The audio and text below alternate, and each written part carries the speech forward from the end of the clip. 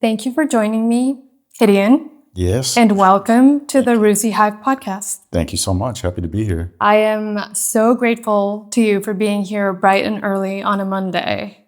No problem. I really appreciate it. Yeah, thank you so much. Each episode, I start by reading a text about my guest from this card. Okay.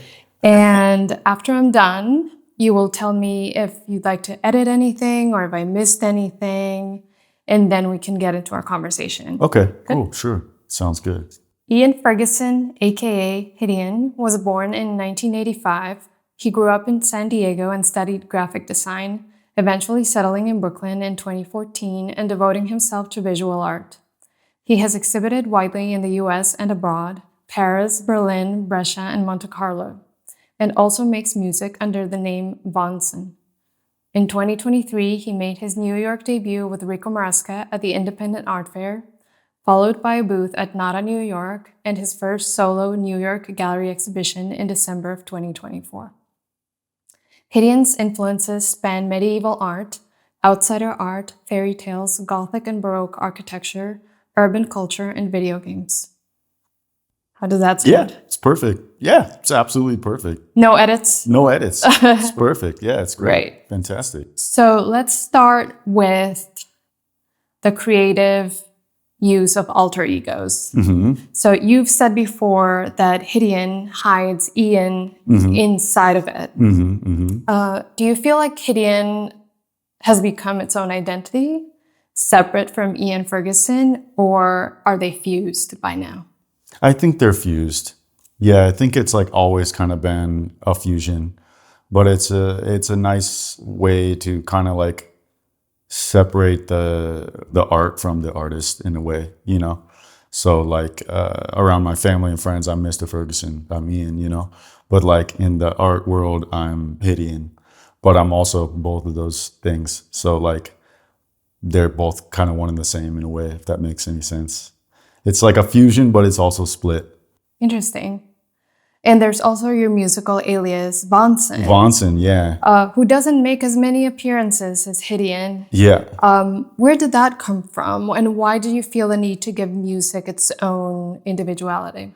Yeah, so the music, I've been doing music like most of my life, actually. Like, I don't know, I think I started playing guitar in like 6th or 7th grade. I got like a Fender Squire, I think was my first electric guitar and an acoustic guitar. And actually spent a good part of my 20s like really trying to be like a serious musician, like playing shows and playing in bands and doing all that. I had these like big aspirations of being like a musician, more so than a visual artist, but I had always done visual art my whole life, grew up in a family of artists and making art and painting and stuff. And I always knew that was like kind of my strong point, but I love making music, and I always saw myself as this big musician and wanted to do this stuff, but it never really like panned out in like a career wise, you know? And so like, you know, in my late 20s, early 30s, I really like made a huge effort to really pursue my visual art. But with the music, I wanted it to obviously be like totally separate from my art, and it can't be hidden, because it's just like, it just can't. It's just like a totally different entity.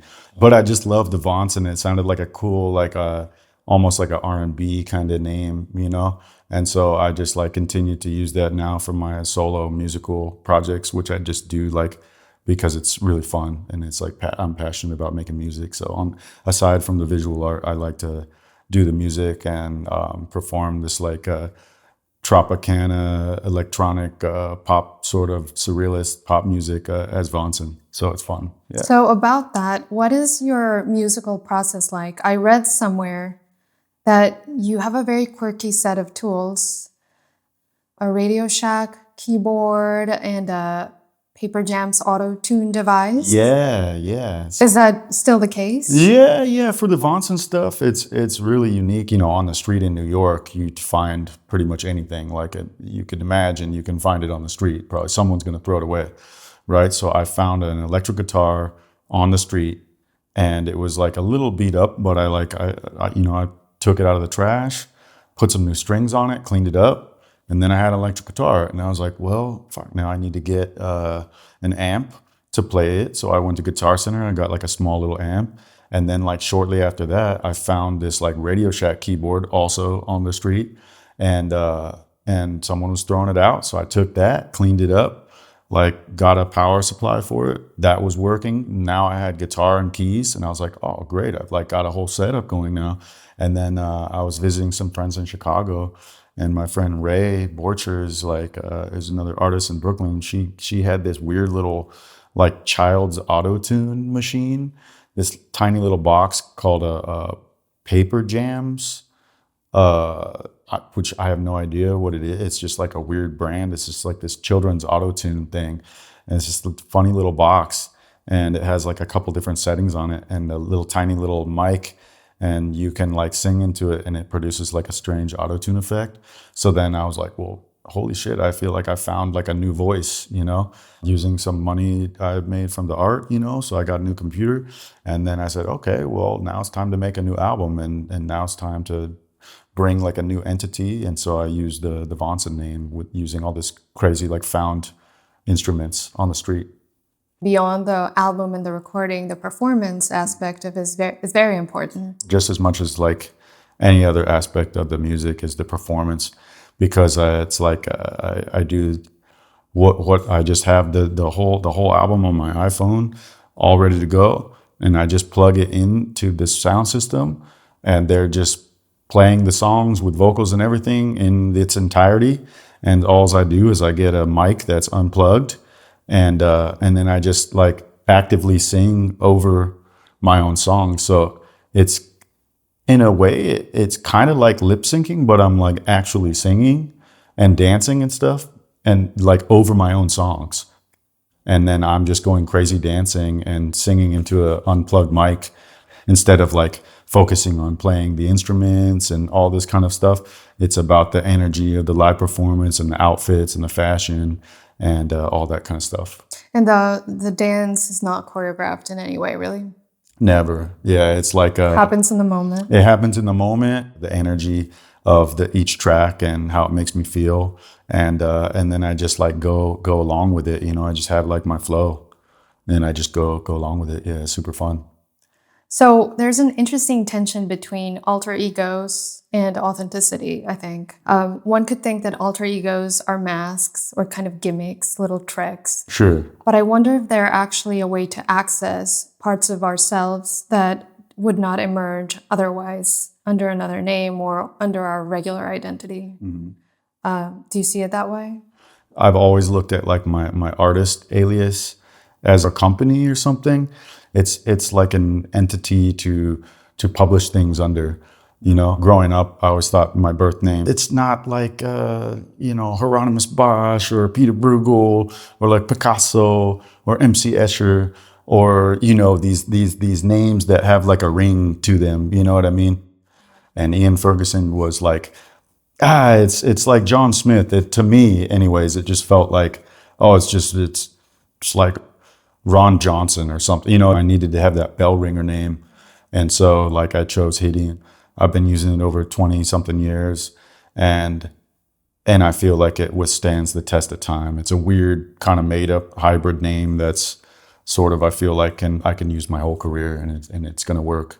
Going deeper into that rabbit hole, mm-hmm. Your alternate self, quote, Hydeon, is mm-hmm. also the creator of these very complex, layered alternate worlds, mm-hmm, mm-hmm. Where the distant past, the recent past, the present, and possible futures mm-hmm. all collide in a single picture plane. Mm-hmm. How did that happen for you? I guess like going back to my childhood, I was like stemming back from there.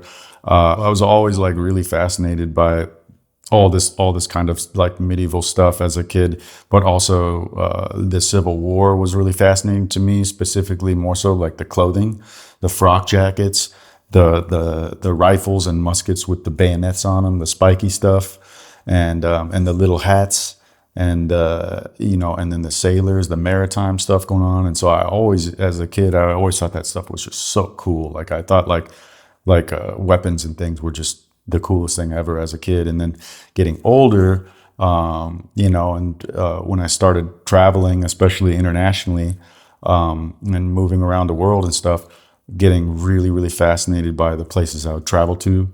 And like, I'm from San Diego, California originally. So like, you know, in the tiny little corner of the United States, you know, coming from the West Coast to the East Coast, you have this like reverse manifest destiny where you're like going the other way and you're going back in time, you know.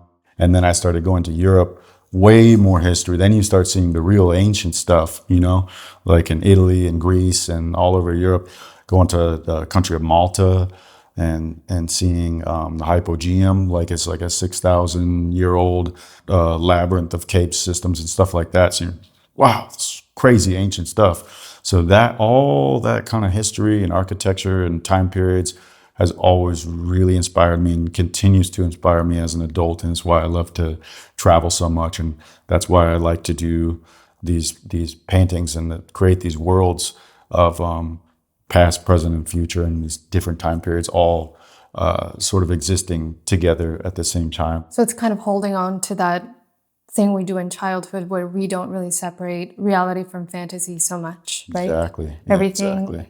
flows into everything else. Yeah, because you know when you're like a kid, when you're a child, you're sort of like you're figuring out the world for the first time. Like everything's exciting. You like, hey, these are fingers, these are pants, this is the sky, these are buildings. Like you're seeing all this stuff from the beginning, and you're figuring it out. And there's this sense of like wonder and fascination and magic when you get older and you see the world and you say, oh man, this shit's fucked up. I was just reading about a study that found that our brains can't always tell the difference between what we imagine and what's actually in front of us, because it all goes through the same pathway. So most of the time, what we see gives a stronger signal than what we imagine, but not always. Like it can come close. It's only after that the brain sorts things out and kind of after the fact decides what is reality, what is imagined. And that immediately made me think about your work. Because like if you think about like the perception, like we're actually not looking out, you know, from the eyes. You think like, oh, okay, we're like looking out into the world, but you're actually not. Everything you're seeing is actually in your mind, and it's just all projected in real time. You know what I mean? Exactly. Yeah. So, yeah.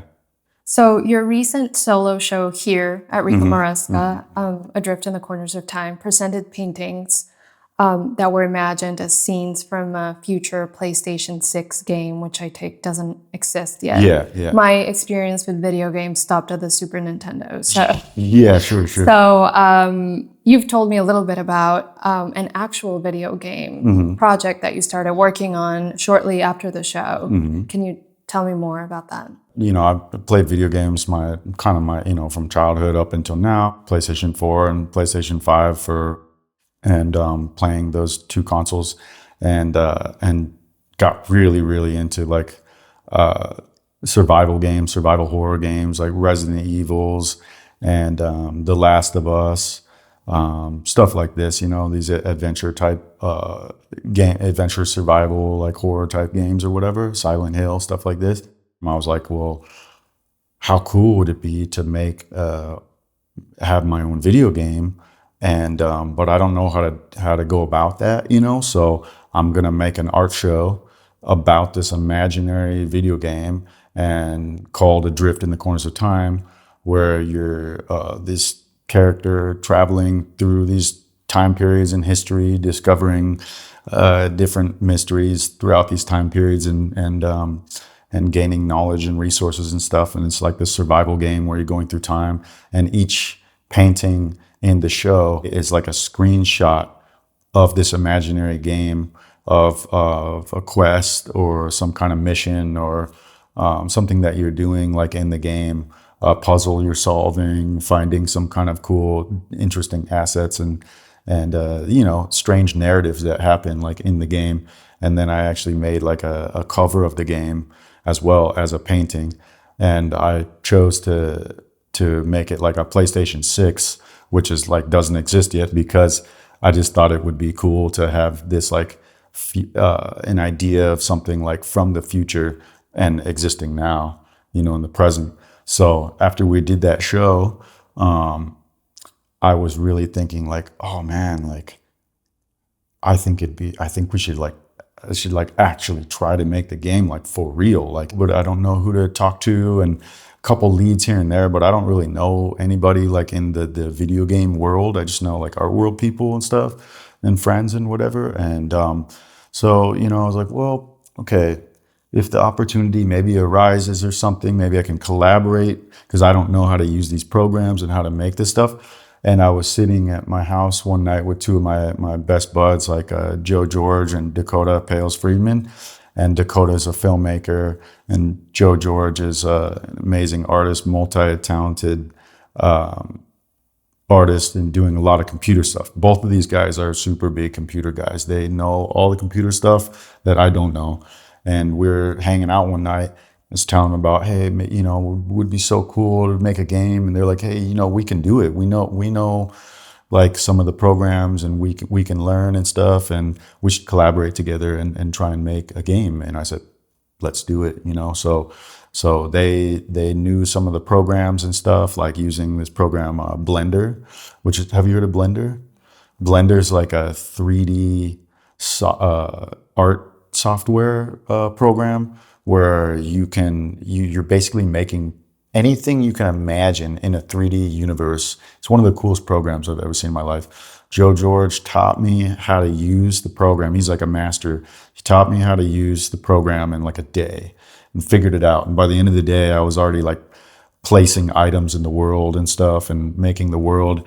And then and Dakota is like he's like really, really good at animating. He's like a master animator. So Joe George taught me how to use Blender, and then we use this other program called Meshy AI, which is a brand new program where you can actually take images and generate them into this program, and it'll produce a 3D usable like mesh asset of the item that you put in there. So basically, I'm hand painting all of the assets in the game. So like hand painting a tree, hand painting a character, hand painting weapons, clothing, all these nature elements. I'm just on regular analog style hand painting stuff, and then scanning those in the computer, running them through this program that creates the 3D model of it, and then taking that 3D model, putting it into Blender, and using this Blender program to basically make a 3D painting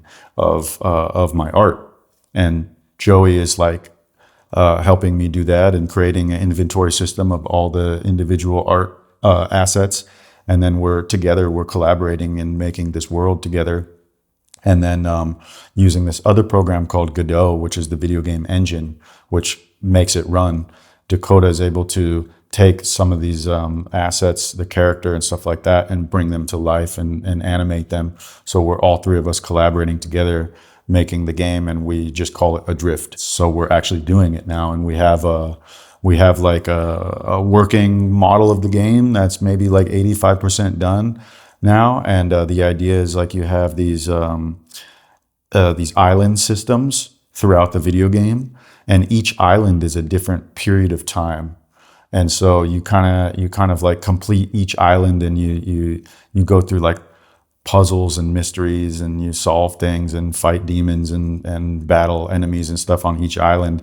And then there's like a portal you go through, and then after you complete the island and the puzzles and stuff, then there's like a ship that you get on, and you sail to the next island. And the next island is like is maybe a modern world. You start in like a 13th century Italian village, sort of I named Abnerini, and you start on this island. Once you finish that island, you sail to the next island. The next island is like maybe like a motif of New York City.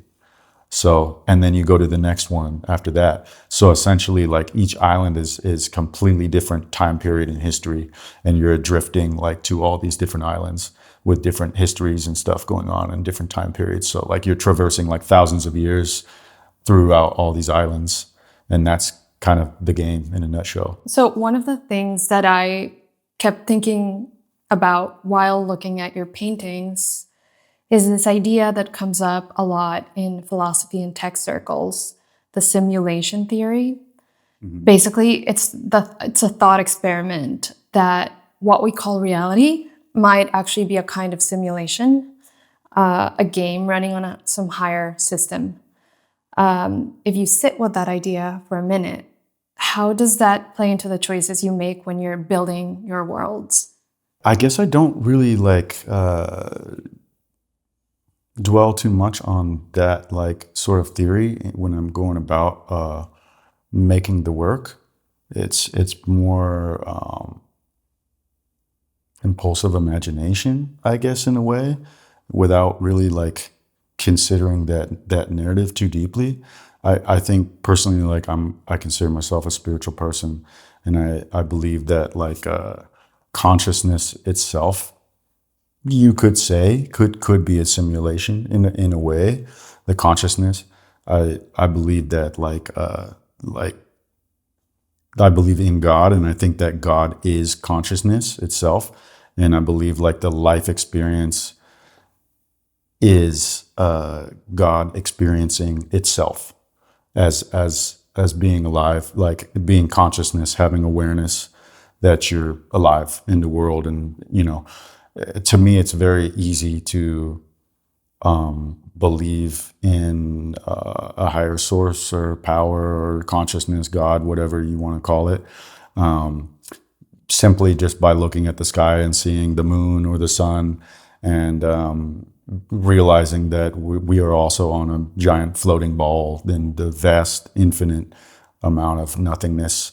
And without going too deep here, but yeah, that is enough for me to realize that we're living in a very magical, special experience, and that it's very precious, and it's a gift to be alive. And I think that that is more of my muse, and that is what I would consider to be the simulation. So I think it's kind of this consciousness is this kind of the same thing as that, in a way, if that makes sense. Yeah. You've said that because of your graphic design background, you kind of think in Photoshop layers. Yeah, totally. You keep recurring elements that you use over and over again in your head or in your computer, I'm not sure.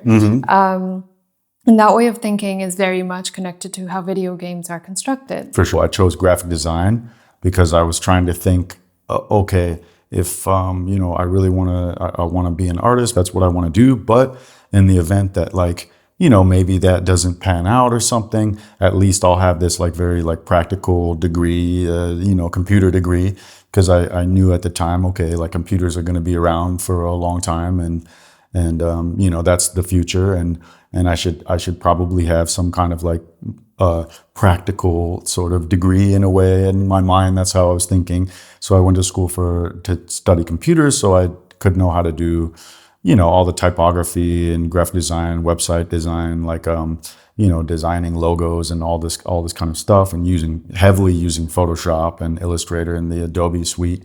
Using Photoshop, there you have all these layers and stuff like that, And so I think about when I attach that to my painting style, I do everything in layers and stuff, and based off of that, okay, I can actually visually see, place things easily behind each other in the foreground and background. So that's how I go about the paintings, where I start with the background layer and kind of move forward like that, and very strategically placing these elements and using a lot of reoccurring elements, kind of ties everything together, and there's a cohesiveness with the art.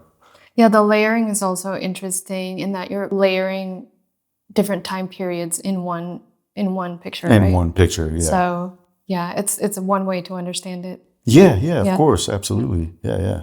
So you described yourself as a freestyler artist, just kind of flowing with your visions until the story becomes clear to you. Yeah. What does that flow actually look like? Is it chaos? Is it trance? Is it meditative? It is meditative. I feel like the process usually starts as just as anyone else as an observer. I feel like we're all observers in this world. I look at being an artist, it's so much more than a career. It's a lifestyle. It's a way of life. So I don't even see it as work. It's just like how I live and how I go about my life. I haven't had a sketchbook in maybe a decade or something. I don't do sketches. I just see things in my mind and I create like a mental sketches in my mind. I just have like a mental log of like what I see. And if I see something that's like really profoundly inspires me, like if I'm out traveling, a lot of my inspirations are from traveling. Even just being here in New York, you just go outside and you're gonna see something weird or cool or interesting, like all the time in New York. So the stuff that really kind of sticks out, I will just pull up the notes on my phone and I'll just put like keyword like for example, like when I was in northern Greece, I saw these like we're at this gas station and I saw these like really cool priests, these like super orthodox like priests that were wearing like all black, and they had this like big black like dress robe with a black sports coat, and then he had these like black Oakleys on and gigantic huge like silver gigantic cross, and he just looked so cool and weird and like out of place like at the gas station. I was like, this is the coolest guy ever, like. And so I like I put that in the notes, like, okay, priest with the black dress, sports coat, black Oakleys, and I'll just boom, that'll be in my notes. And then I'll see it in the notes and I'll remember from the experience. So I have like all these things in my notes. And then from there, when it comes time to make the painting, I sort of like already know kind of like, those ideas or whatever. And if I need to reference them, I just go back to the notes and I see like the pinnacles and, oh, here's the peacocks I saw at this castle in Lisbon, Portugal or whatever, you know what I mean? And I'm like drawing those things in my own way, from memory and from my mind. So I think creative people in general are more open to finding inspiration everywhere. Mm-hmm. There's like an antenna Sure. that we have. Yeah, and, of course. It's just about, really looking at things and really being present in your experience. And that's inspiration, obviously. But then there's also the discipline, right? Mm-hmm. There's also kind of showing up every day, even when you don't feel like it, even when you're in a bad mood. Sure. Do you relate to that? I have a feeling you relate to that. I actually have fortunately gotten to a position in my life now where I don't have to do that necessarily, unless there's a really crazy deadline looming and I'm not really like caught up on the paintings. But I usually prefer to work. I'm working kind of all the time, but even if I'm not working, I'm sort of working because you're observing and you're sort of, you're the antenna, you're absorbing. Every day is sort of working in a way. You're like absorbing the information and the inspiration's always coming in a different way. But I'm not like exactly like forcing myself to work in a way, because I don't think you can like force the magic to happen, like there's definitely some times where maybe like I have a deadline with the show or something and I know that I have to work like quite a bit, or maybe do like a long day of work into the night.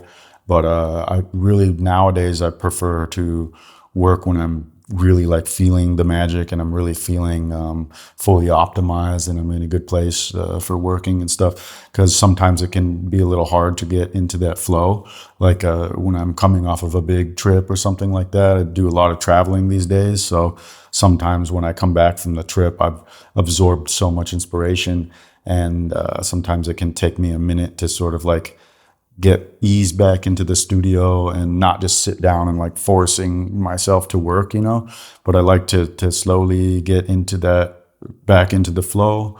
And then once I'm like into that flow, boom, then I'm strapped in and I'm like flowing really hard. And it's hard for me to get away from the studio. Sometimes it's hard to get into that zone, but once you're in, boom, like I feel like there's a point where you like cross over in your mind and it just becomes like this 1 point meditative focus where you're really meditating in that way, where like you're really like not thinking about the past or the future. You're completely focused on the present moment and just making that painting. I think it's really important to not force the work and to give yourself the time to let it happen naturally, so that you're not going against the grain. You want it to be pure. You want the work to come from the right place, and you're making the work for the right reasons, and not because it's coming from this place of being like forced and to appease somebody. It should be about you and your ideas and your work, because you want to bring something that you think is beautiful or really cool and interesting and fascinating that you want to bring into the world. Back to that flow, your apartment, which we call the capsule, is like perfectly set up for that kind of productivity. Yeah. Thank you. Yeah, the capsule is cool. It's just like I've been there for like 11 years now. It's this tiny little micro 1-bedroom apartment in the top of this brownstone in Crown Heights on the top floor. It's I don't know square footage, but maybe 200, 300 square feet, would you say? Something like that, very small. And so I have it set up in a way where like I'm doing all the work, all the paintings there. And because I'm in a small space, I'm generally making a little bit smaller paintings, but so much of the work is very like hyper detailed, very small things. And so that's what I prefer to work, is the smaller paintings. It's more fun for me doing that. So I have them optimized on the on like the up near the ceiling. I have all the paintings aligned there, so I can make upwards of 20 paintings or something in the little small space. And then the bigger paintings get stored on this like big table up against the wall. And so yeah, I have like a whole system, whole flow system, like a live work situation. So it makes it nice. There's a harmony there, and I love working from home. It's great. Do you have routines or creative rituals that you follow?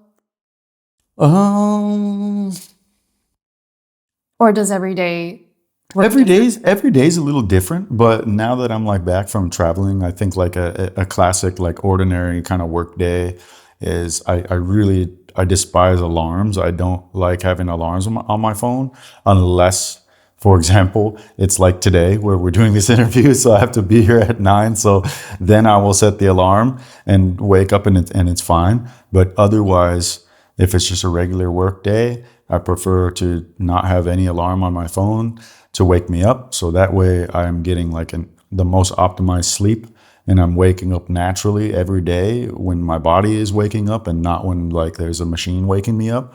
And then I feel like way better when I'm just like well slept. I'm cognizant in the morning, and usually in the morning I get my have my little espresso going with the little cup, and then I'm just kind of chilling, checking some emails and stuff in the morning. And then when it comes time to start working, I get to the big table, and I usually have like start sketching, or if I have the sketch done and it's ready to go to the painting, I will take the sketch and transform it, put it into the computer, get it onto the projector, project the sketch onto the wood panel or canvas or whatever piece that it is that I'm working on. Then it goes onto there. Then I'm sketching out the piece onto the panel or canvas or whatever. And then it just comes into painting. I'll paint for a few hours, take a little lunch break. And then after that, I'll paint for a few more hours, then maybe taking a break to go for a walk or go to like Prospect Park or something, ride my bike around, get a little exercise. And then I'm kind of working until maybe dinner time. Then I stop and I'm having a dinner, and then chilling after that and playing some video games and or watching a movie or something, and then going to sleep. And that's the day. That's the day. That's a classic work day, classic ritual, I guess. Always coffee in the morning. Yeah, for sure. Of course. That's maybe the ritual is the coffee. Yeah, same here. Yeah. No coffee, it's like... No. It's not, yeah, I need there has to be that's, coffee. Yeah, absolutely. Yeah. So finally, here we are. Mm-hmm. We are both 1985 babies. Yes. And we're filming this September 2025. Mm-hmm. So your birthday is in about a week. It's in a week. I'm turning 40 in about a week. So be honest, what's the vibe? Is it panic or party? No, it's It's neither panic nor party. It's just kind of like there's a level of contentment, I feel, and a level of calmness. I feel just very like happily content with where I'm at in my life, and I'm just like I'm very very happy to turn 40. I'm stoked because I've never I've gone throughout my life always striving to do the things that I want to do and experience the world in the way that I want to, even in times before my career sort of took off and I was working like terrible day jobs, like fast food, like delivering food on my bike in Chicago for like $8 an hour and like getting like no tips and, you know, just living like a rough life, like stocking stuff in a walk-in freezer at 5 a.m, you know, for minimum wage and doing this kind of shit and getting fired from these jobs and doing all that. But still, regardless of even those jobs and having to sort of like work for the system or whatever, I'd get out of work. I would still make my paintings. I'd still like do the things I wanted to do and see the world in the way that I wanted to see it. And so in that way, I never allowed any kind of like system to override how I wanted to live. And as soon as I was like in my early 30s, when I was like able to break free and from that chain in a way and actually like get to do my dream as an artist and live and work for myself and just working with the galleries and living that lifestyle, then I've gotten to travel like all over the world and do all the things. So I don't really have I have zero like sort of like midlife crisis, like, oh, I should have done this or I should have done that. As you know, some people, they turn 40 and, oh, well, fuck, now I'm like freaking out and I didn't get to do all these things because I was working this 9 to 5 forever and ever, and I got this my 2-week vacation in the year and I blew that, or what, you know what I mean? Some people have this like these mentality when they turn 40 that they have to scramble around and do all these things that they didn't do when they were young. I've always done those things regardless of like whatever job I had or situation I was in, poor or with money. It never mattered. I was always wanted to do the things that I wanted to do. So I'm happy. Yeah, I wanted to get your take, partly because I think the experience is very different for men and women. Mm-hmm. But also because I think millennials across the board are redefining what 40 looks like. Yeah. Like nobody that's 40 actually matches the mental image that people have. Yeah. It's really, really weird. It's weird, and right? It means, I think that means, I mean, we're the first generation to do that. I think the generation before us, 40 looked very different. Yeah, because I remember when I was a kid and I, you know, and seeing my parents and their friends like 40 and they're just, wow, just they look completely different. People at 40 look like they're 25 now or 30 and they just carry themselves so much younger. I think people are aging a lot more youthfully and gracefully nowadays and not really like adhering to this sort of like boomer mentality and okay, now I got to wear the Rockports and I got to be like all mowing the lawn and kind of just, you know, and going to whatever, like just doing like, I don't know, playing bingo or something like that, you know, like. So, and that means that we will redefine 50, 60, 70, right? I think 50 will be like the new 30. Okay, that's very optimistic. Yeah. Depends on who you are and how you carry yourself. Absolutely. But I was at a party in Manhattan like a couple months ago and met a dude that was like in his early 50s. I thought he was 35. Yeah. He was just the coolest guy. He was dressed super cool and just had no idea. He had like piercings and tattoos and stuff. And he just like was hanging out with the crew.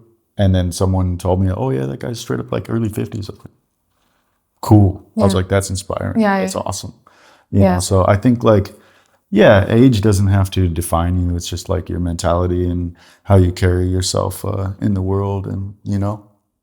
Also, millennials are the last generation that grew up mostly analog. Mm-hmm. And then we grew into adults with the internet and like digital technology. Totally. Do you think that gives us a kind of double vision, remembering that tactile analog world while also being fluent in the digital one? Mm-hmm.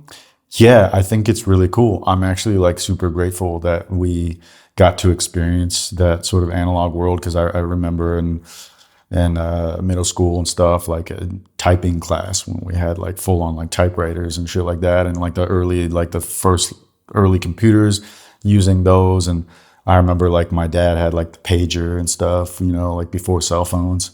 And then there was like the big phones and the weird little Nokia flip phones and like all that. And then you had the Razor, and, and watching the technology go all the way. I remember as a kid, I was like super into filming and making videos and stuff like that, and had the gigantic, huge over the shoulder VHS camera filming. And then you had to go to CompUSA and you had to get this like whole like contraption, like this like interface where you plug the red, yellow, and white cords in, and then that goes into the computer somehow, and you're like capturing the video to get it in the computer. It was like a crazy process.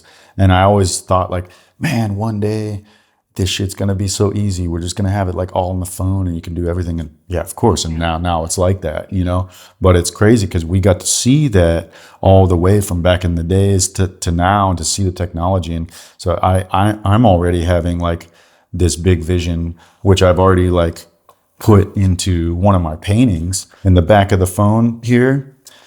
I always think that, okay, there in the very near future, I have this vision of like, there's going to be a little thing like by the lens somewhere, there's going to be another little thing like this. And then you can press a button and it's going to project out. Yeah. Like, let's say it's like I have a painting where there's a smartphone or iPhone, whatever, and it projects out like a little floating Earth right here. And and then you can say like, oh, I want to travel to here and buy plane tickets, boom, boom, boom. And then like, you're able to watch movies or do anything through this little projection, and you can throw it up on a wall. You can throw it up right here. You can put it like anywhere. That kind of stuff is going to happen like very soon, whether it's already right now or like in the next couple of years. And it's funny because like all my friends, they use ChatGPT and stuff. Never once used it. No way. I use computers here and there, but I'm really like not about it. I love being as analog as possible. I like being unplugged as much as I possibly can. Yeah. So that's the vibe. Great. Yeah. I love closing on that note. Mm-hmm. Sure. Thank you again for joining me. Yeah, thanks for having me. That was fun. Yeah, that was super fun. Thanks, Ellie. Cool.